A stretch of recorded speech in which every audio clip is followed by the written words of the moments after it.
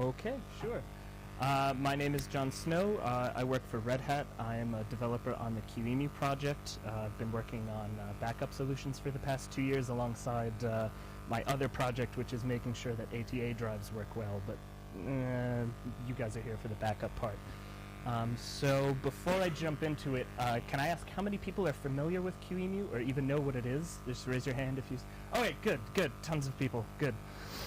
Sometimes I worry that anybody only knows what KVM means, and then I'm like, oh no, there's this other part that does like all the work. But anyway, so before I jump into it, I would like to give my acknowledgments. This is open source, of course, so this is not just my work. This is the work of dozens of individuals. So the feature proposal for incremental backups in QEMU started with Jagan Sundar, who gave a talk at KVM Forum like 2011 on wanting to get this rolling, and well, here we are in 2017, so it's been a work in progress for a while.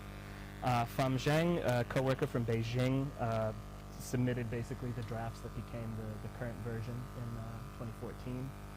Stefan Hoynotzi and Max Reitz are block layer maintainers, and they've been doing a lot of the review work, and they've been very patient with everybody. We've also had a lot of involvement from Virtuoso, which used to be OpenVZ, or what was their other company name, Parallels, and a few others, and recently they've split off. But Virtuoso has been doing an incredible amount of work for us, so it would be upsetting if I did not give them a shout out here for all of their incredible work. So just as an overview, just so we know where we're going, I want to talk about kind of the problems with QEMU hacking incremental backup, which is probably obvious to everybody in here. I want to talk about some of the primitives we use to implement incremental backup in QEMU and some of the interfaces and how that works. I'm going to go through some examples showing kind of the life cycle and management of incremental backups. I'll get into some more advanced applications of this, things that we've been working on the last 2 years. And then to close out, I'll talk about some of the features that we're currently working on, things that we're hoping to push upstream soon, some status, and you can grill me with questions if I stammer too much. So, to start, the problem. Of course, I mean the problem with daily backups, especially if you have dozens and dozens of virtual machines. This is gross. It's a waste of space. It's way too much. The storage efficiency is disgusting. It is clunky. It is slow. You're going to tie up your network. But it is simple and convenient. If you are doing full backups, you know exactly what you have. It is a full backup. It is stored on another disk. It is easy to restore. It's not too hard to think about. So what we've done, of course, as you might expect, is we've added incremental backups to QEMU. The storage efficiency, of course, is much better. It's only going to copy the modified data. It's a lot fast, but maybe it's more complicated, but I would like to convince you it's worth the extra complication, of course. So QEMU added preliminary support for incremental backup in 2.4, so about 2 years ago now. Yeah, good luck with that. Development is ongoing as of 2.8. We're working on 2.9 right now. It's not included as supported in a Red Hat product yet, not that that matters for the OpenStream version, but if you were to come to the upstream list and ask us, we'd say, well, we're still working on it. We don't recommend this for data center usage yet, but it's mostly for the brave as of yet, but we are nearing feature completion. So the approach to incremental backup in QEMU, originally it was Jagan Sundar's patches, which were a whole series of separate command line tools. It wasn't baked into the main QEMU binary. It used an entirely new network protocol, so all the existing management protocols we had, this tacked another one on top of it. It ran as an independent thread, so it didn't respect the QEMU state machine at all, or the main loop. It added its own complete separate thing, which made it a little dangerous for making sure that the snapshots were safe, because we had race conditions with this. It utilized temporary snapshots to make sure that the backups were perfectly atomic, and it implemented the tracking with an in-memory dirty bitmap. And it was ultimately not merged due to some of the complexity problems and how it didn't play nicely with QEMU as a whole. So FOSDEM took another shot at this in 2014. This was also a dirty sector bitmap-based approach, but it used a lot of our existing primitives that we already had in QEMU. So it was not a separate thread. It behaved in the main loop. It used all of our AIO scheduling. It didn't use any external tooling, no new protocols. It was managed via our existing protocol, which libvirt uses to talk to QEMU and make sure we're behaving. We implemented this simply as just a new backup mode. We have an existing backup feature, and we just added a new argument to it. We can use this with any image format, so QCOW2 is my personal favorite. Everybody else likes RAW. That's okay. We're hoping that because this is going to use all of the existing tools that QEMU has had for a while, that we're going to maximize compatibility with people's existing scripts, and hopefully it won't be too hard for people to add incremental support to their management solutions. So yeah, design goals, already touching on this a little bit, but we wanted to make sure that we were using as much as possible. QEMU is a frighteningly large project at times, and every time we re-implement the wheel, it grows and grows and grows. So for this task, we wanted to make sure that we were using everything we already had. So we have this, typo, good. Glad that made it in. So key structure is the block drive dirty bitmap, and we were already using this to track dirty sectors for our block migration and drive mirroring operations. So when you do a live migration in QEMU and you want to migrate from one physical host to another, QEMU already needs to know which parts of the disk are being dirtied so that it can make sure that it migrates those as it pivots to the new host. So we already had something that was kind of doing what we want. It had a configurable granularity to depend on the workload. Some smaller or larger granularities may help the migration pivot sooner. And we could already hook up any number of bitmaps we wanted per drive. So it looks like this was going to be pretty much exactly what we wanted. We wanted to reuse the drive backup interface. I call the QMP protocol well known. It's well known to us. Hopefully it's well known to people using QEMU. We already had this command creating full backups for us. It was already capable of point-in-time live backups. We could already export data to arbitrary destinations via the NBD protocol. So like I said, we just simply added a new argument and, well, a couple of bitmap management commands as well. Another goal for us, coherency. We wanted to make sure that if you were backing up multiple drives, if you have 10, 20 drives attached to your virtual machine, we wanted to make sure that the incremental backup across all 20 was point-in-time coherent across all of them. And we wanted to use an existing QMP transaction feature to accomplish this. We want to make sure that the bitmaps are persistent, so even if the virtual machine is shut down, shuffled around, rebooted, what have you, we want to make sure that this incremental data, which is kind of precious because it allows us to make very small backups in the future, we want to make sure that stuff survives. And we didn't want to depend on the drive data format because everybody has their pet favorites on exactly what kind of data format they're going to be using.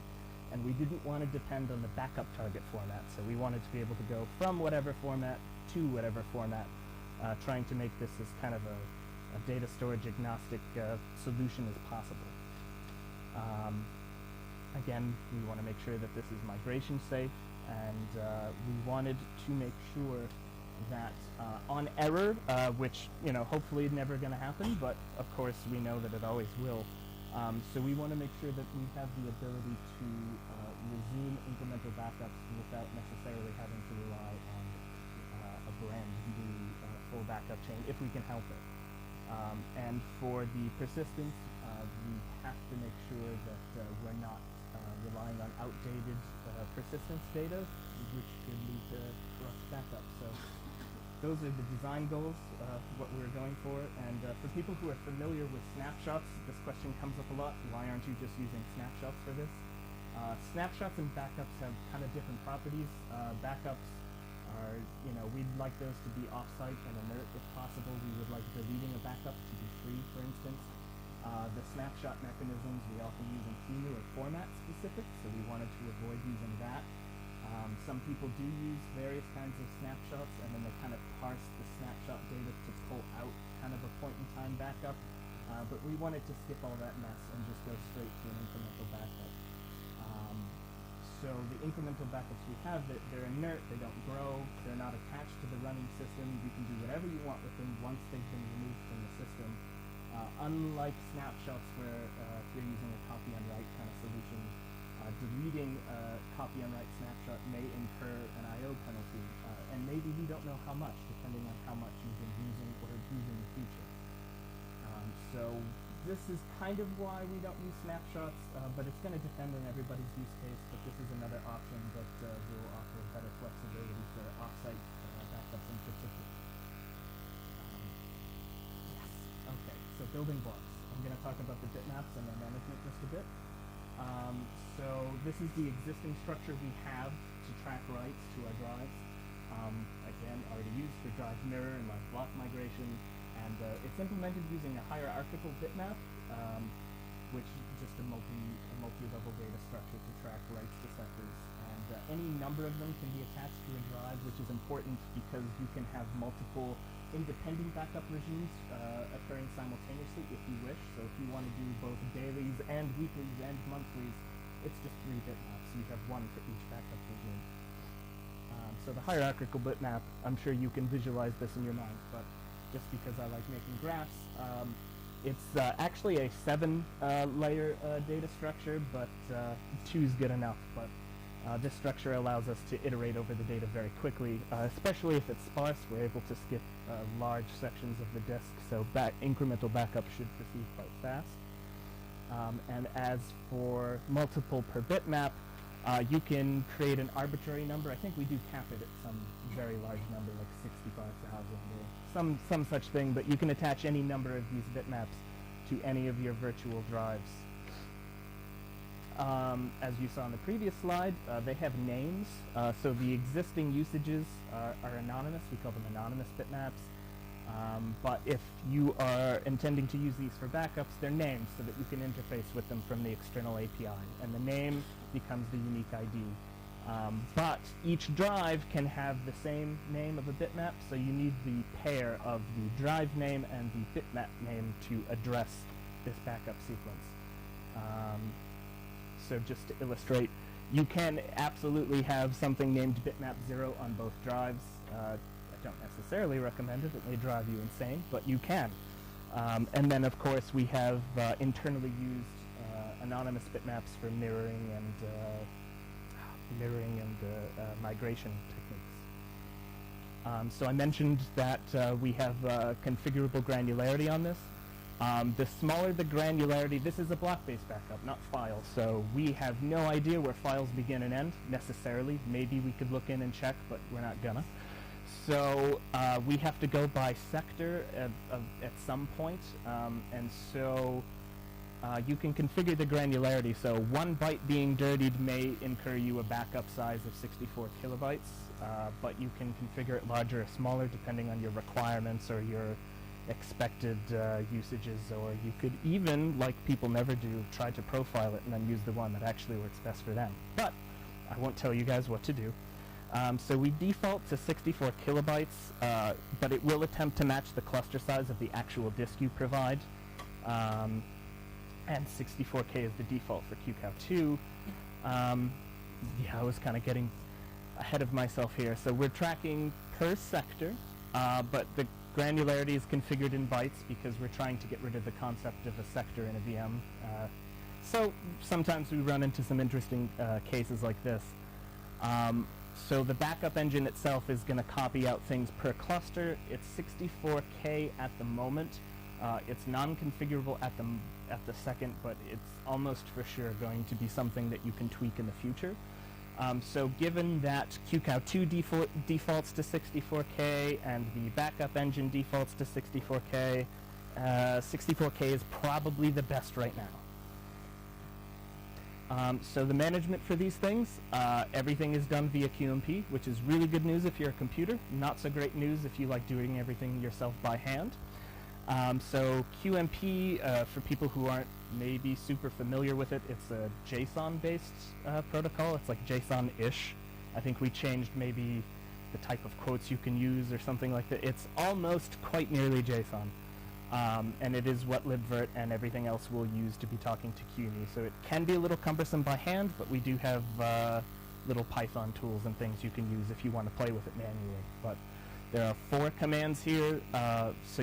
For the management of dirty bitmaps, there's add, remove, clear, and then there's the more generic query block command, which will show you status in general about all block devices, but it includes some interesting information about the bitmaps attached to each drive.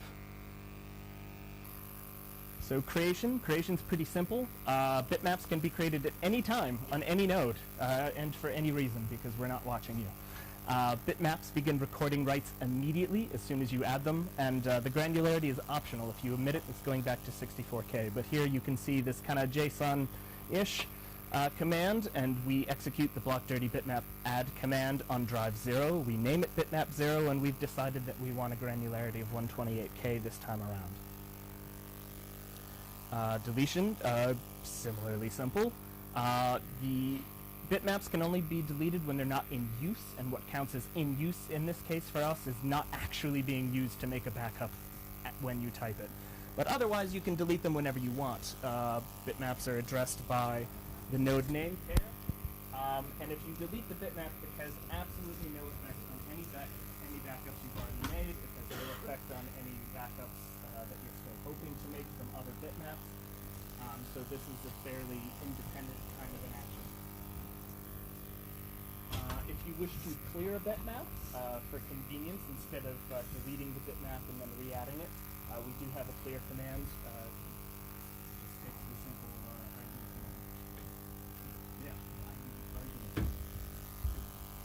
Oh no! I lost my thing. Thank you. As for querying the bitmaps, this is the query block command, which I've truncated a lot of the output here just to show what's relevant to us. But when you query the block, you'll see, device drive 0, and it will give you a list of dirty bitmaps. You can see this one is active.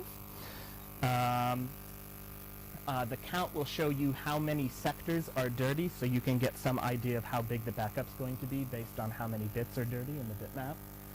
You'll get the name and the granularity, some things as well.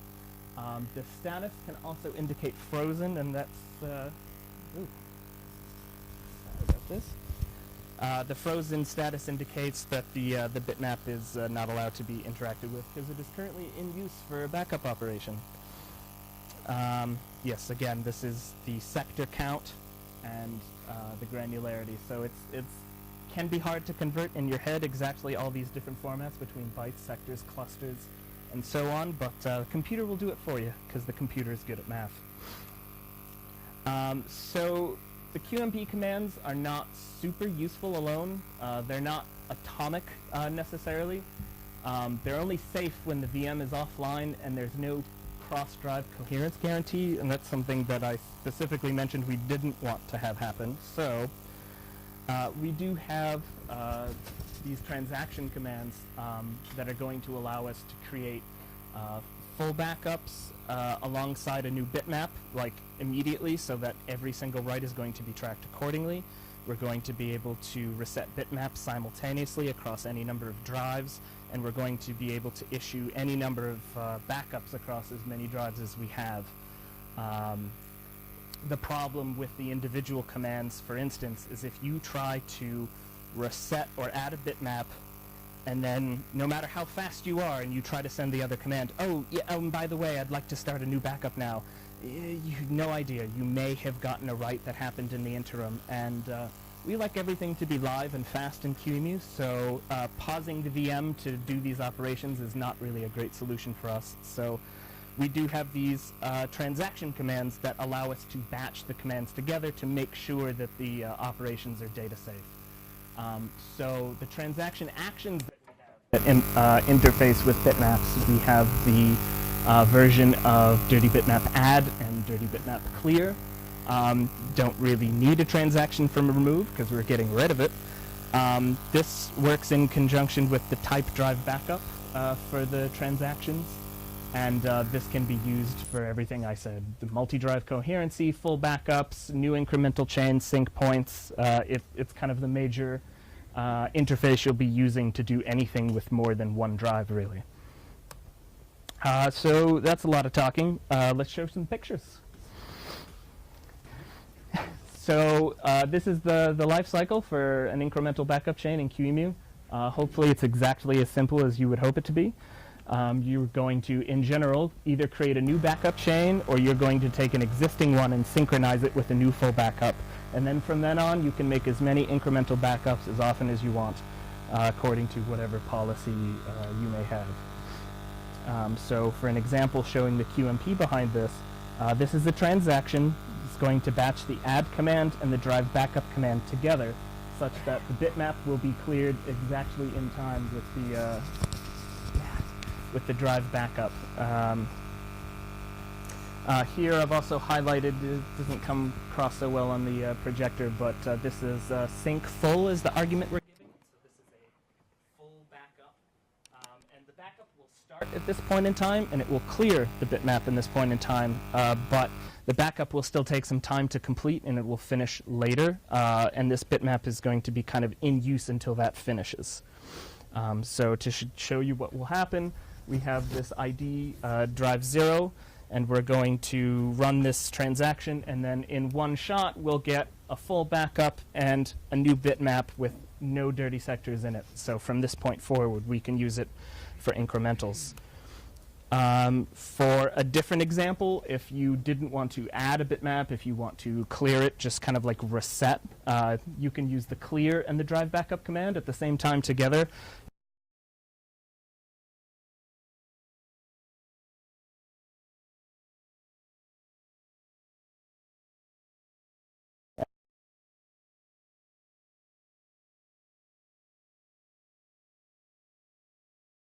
And that's we can make clear and together.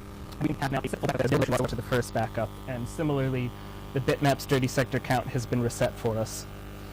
And then finally, we get to creating an incremental backup.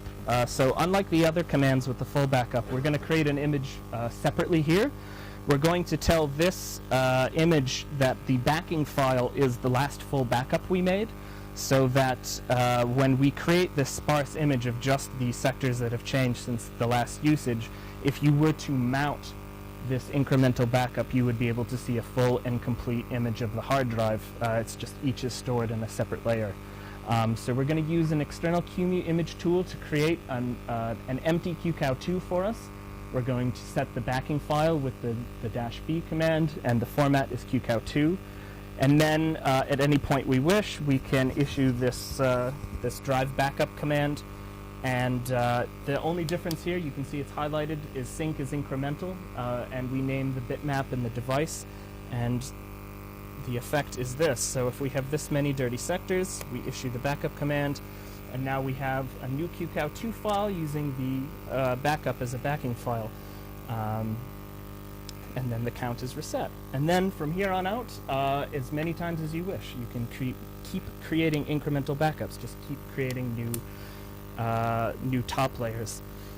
So the problem here, perhaps, in the management aspect is, of course, if you decide to have a backup every single hour or something like this, you're quickly going to have a chain of, several thousand of these images. But hopefully, if you've been copying them off-site, like I'm asking nicely, you can use tools at any time to condense these images. So the management layer on the other side of this can take these long backup chains and periodically condense them or copy them or move them into whatever other dedupe situation that you have.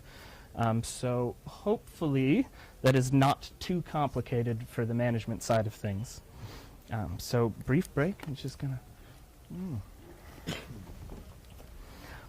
No, I'm kidding. I'm going to talk about more stuff.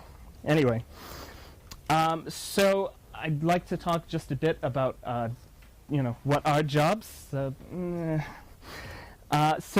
QMP commands are synchronous, and the QMP socket is going to block each time you send one. So for long-running commands, we don't really have the ability to block the socket for that entire time. So we have this asynchronous task API that allows us to submit a QMP command and get some kind of a long-running job that we can manage. We can cancel and all sorts of things.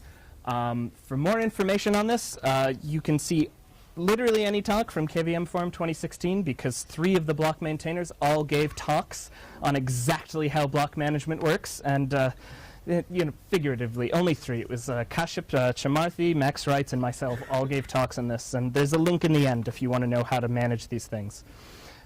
So transactions in detail. We're going to batch some of the QMP commands. Each individual item is an action. The transaction succeeds only if all of the actions do.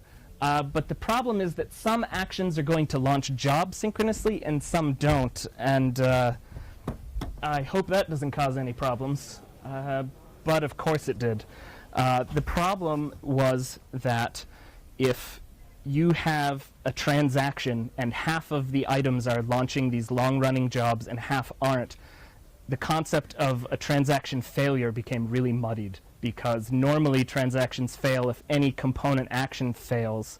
But the problem here is that as long as the job launched, we considered that a success. So then later on, some of the jobs could fail. So say if you start a 2 terabyte backup job because you really hate your network infrastructure, and then it failed at 1.8 terabytes or something, the transaction still succeeded, so the management client now is really confused about what exactly just happened, because the transaction so what's good and what is correlated at what point of time to...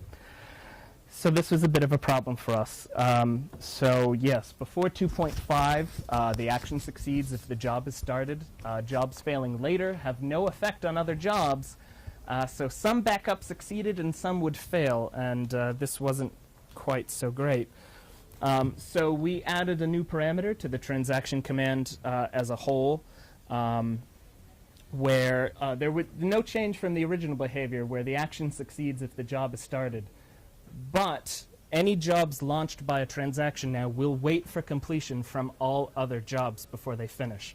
So for instance, if you try to do a backup across a 2 terabyte drive and like a 1 gig drive, clearly that 1 gig drive is going to finish way sooner than that 2 terabyte behemoth, but it's going to copy all of its data first, but then it's just going to wait in a completion mode, waiting for the other job to finish.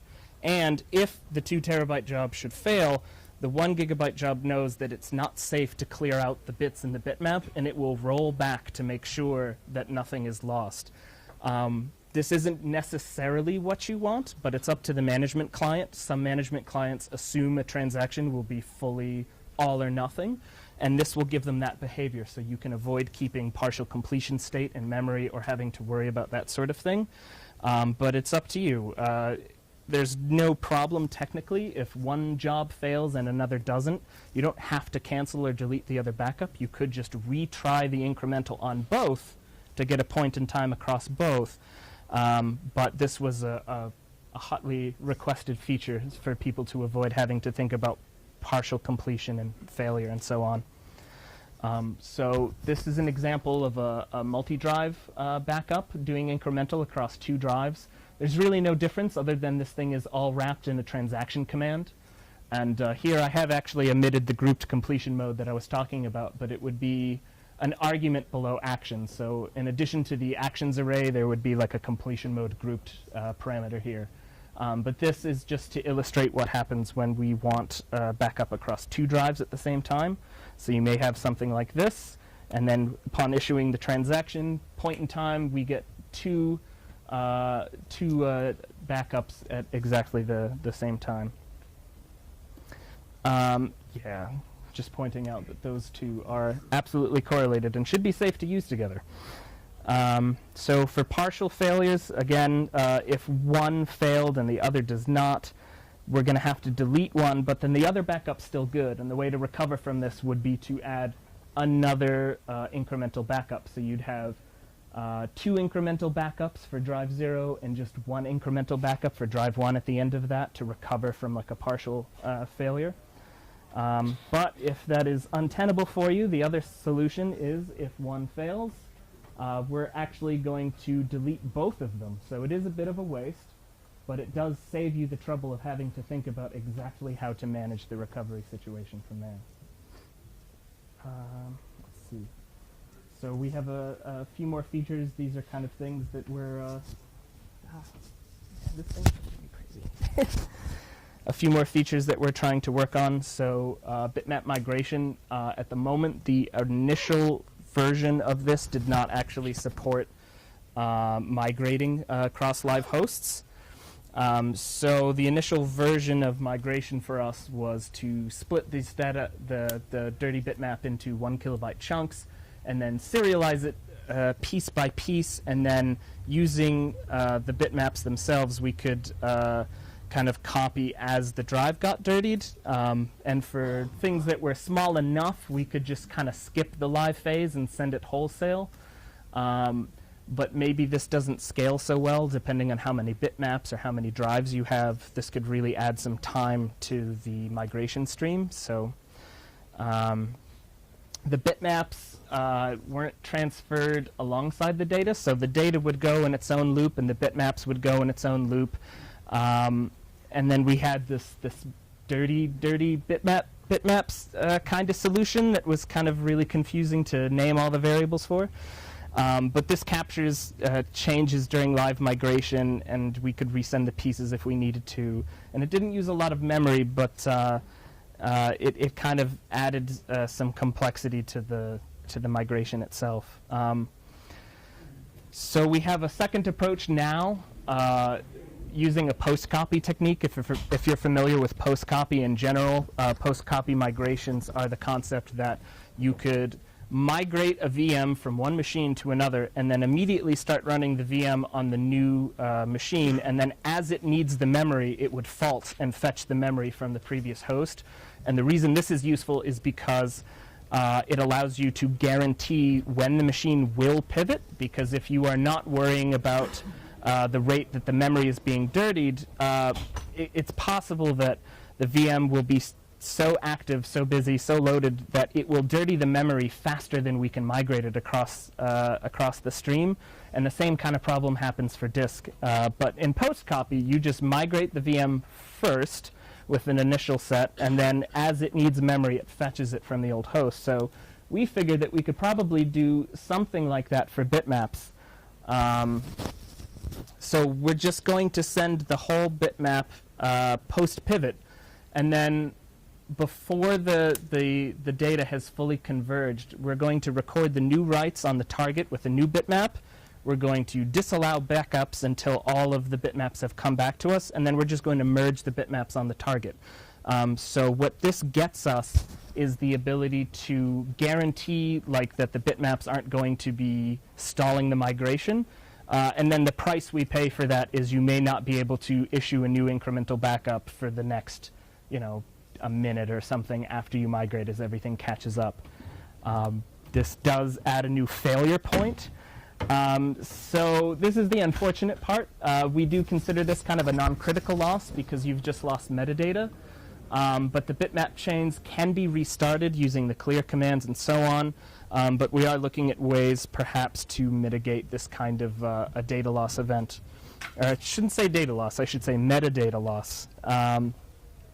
There are other options. If this really spooks you out, you can always use shared storage migration and flush the bitmaps to the disk, migrate, and then load the bitmaps from the disk again, and that's probably a lot safer.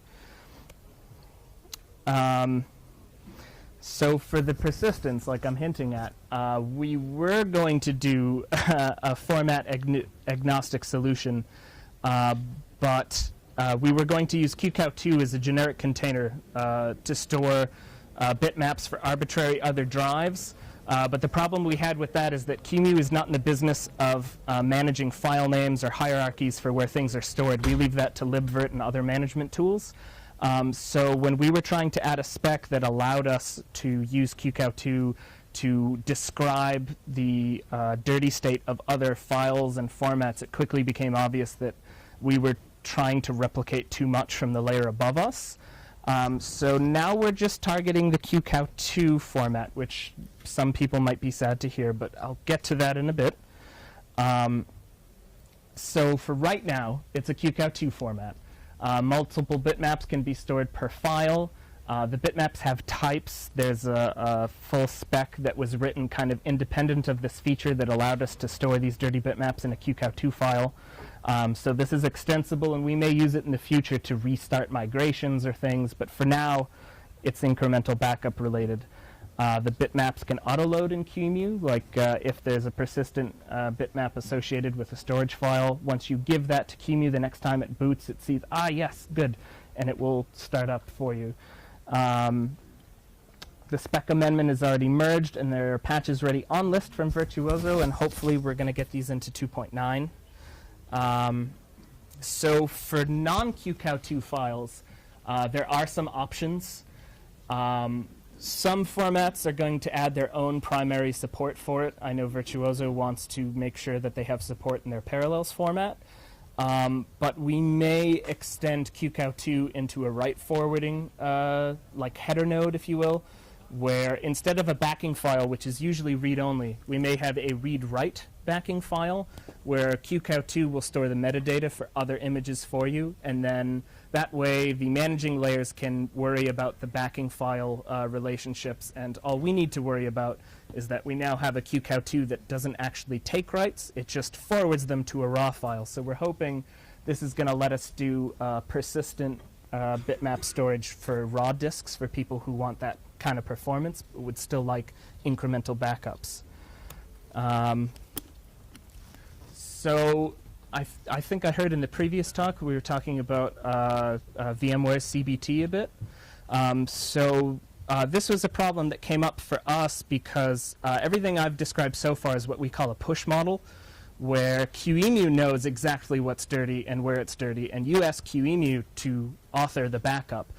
So this is a largely QEMU-driven process, which isn't necessarily a problem for us or for people who are already using our models, but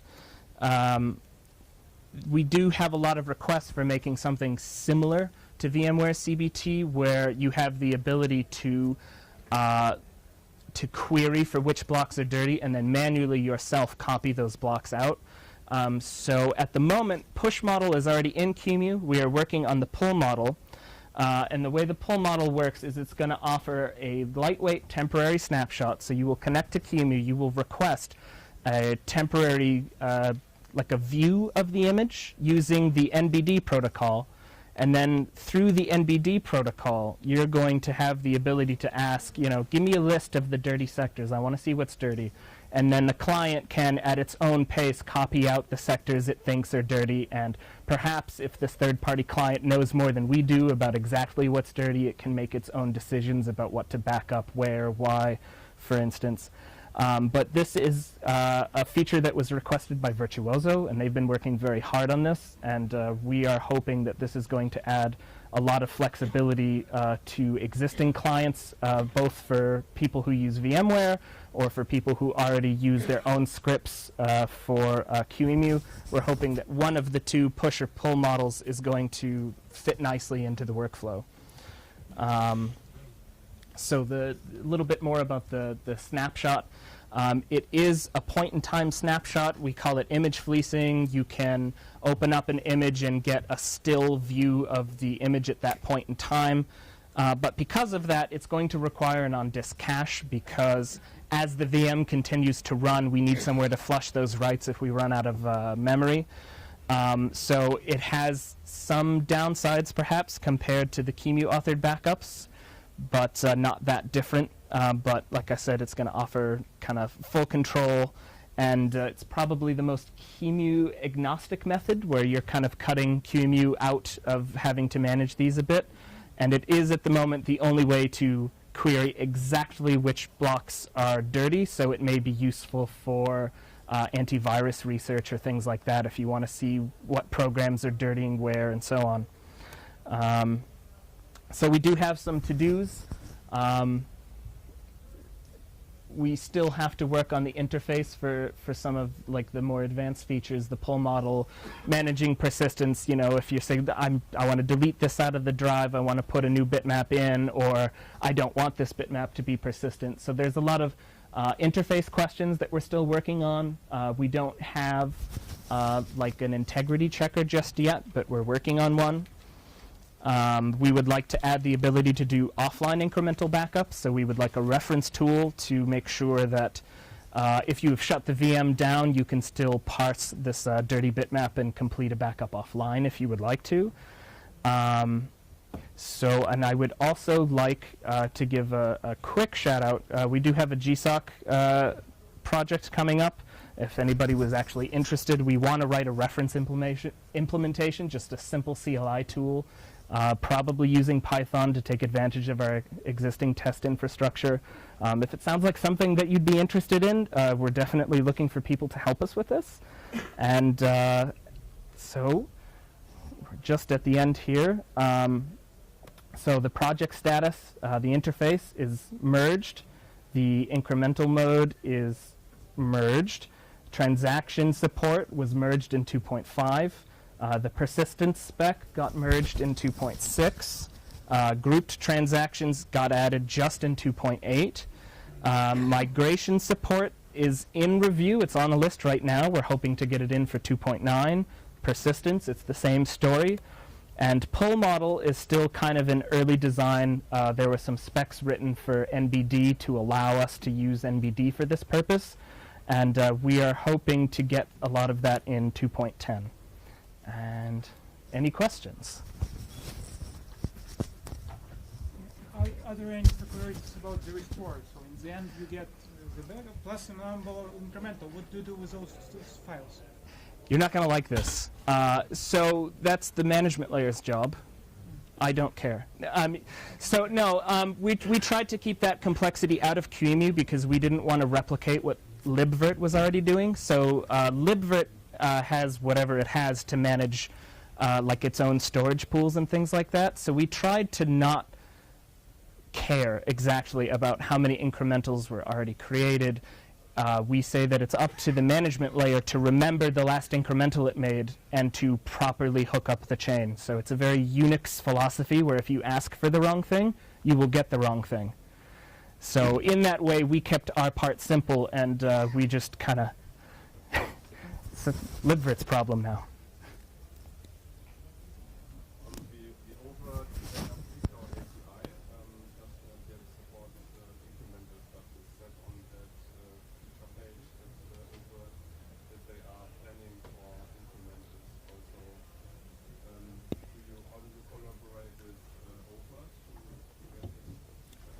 Okay, so the question was if we were collaborating with Overt or not. So downstream at Red Hat, yes. I've been talking to like some project managers to help them explain exactly what we've made, and I think this info is getting back to them, but I haven't been personally working with someone in Overt.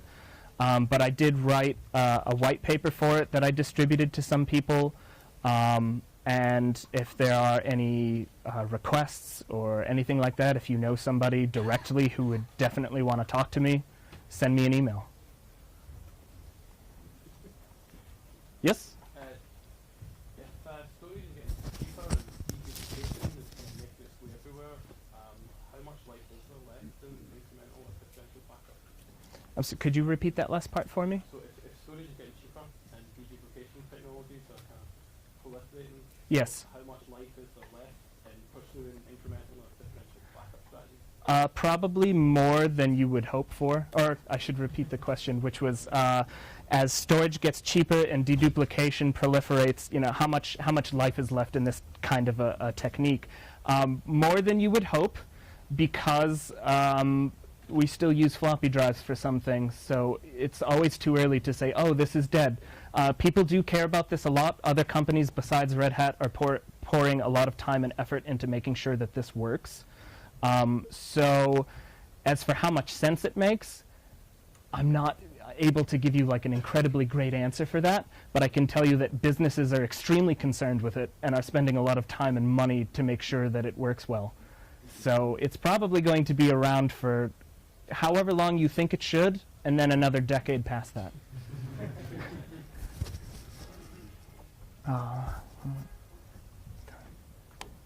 I guess I'm quite a bit early, but oh yeah, Question. yeah. So maybe I missed understanding the part of the handling of the bitmaps, but can you describe when the number of the bitmaps per drive is more than 1. Okay, the case of 1 is... Oh, sure. Okay, I see what you're asking. So the question is, when would you want more than one bitmap per drive? So if you wanted to implement separate backup paradigms at the same time, so say you want a daily backup, and you could use one bitmap to do every day, you could have a second bitmap to do every week. You could, in theory, just do the daily backup, and then the back end can manage the different chains for you to give you different views. But it was almost already there for us. It would have taken more effort to remove that feature. So the flexibility is there for us. Okay. So some further reading, if anybody's interested in this stuff. The QEMU project main page wiki has status and updates for us. There's a project page for this in particular. The bitmaps documentation for the QMP aspect of managing all the push model backups is in the source tree under the docs folder, bitmaps.md. For the closest thing we have to a reference implementation right now, we have an I/O test, which is written in Python, and that's going to run through several backup scenarios like failure on one node, failure on two nodes, failure on individual mode, group mode, and so on. So that's actually the closest we have to seeing like exactly how a program would request these backups.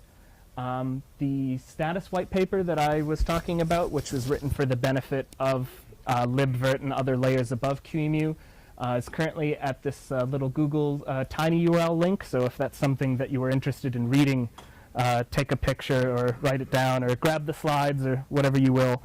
And then for people who are interested in writing tools to interface with QEMU, the jobs talk from the last KVM forum is up through the Linux Foundation. If you search KVM forum 2016, find my name, and that'll be up there. So I think I'm actually a little bit early, but it'll give you time to scoot out. So.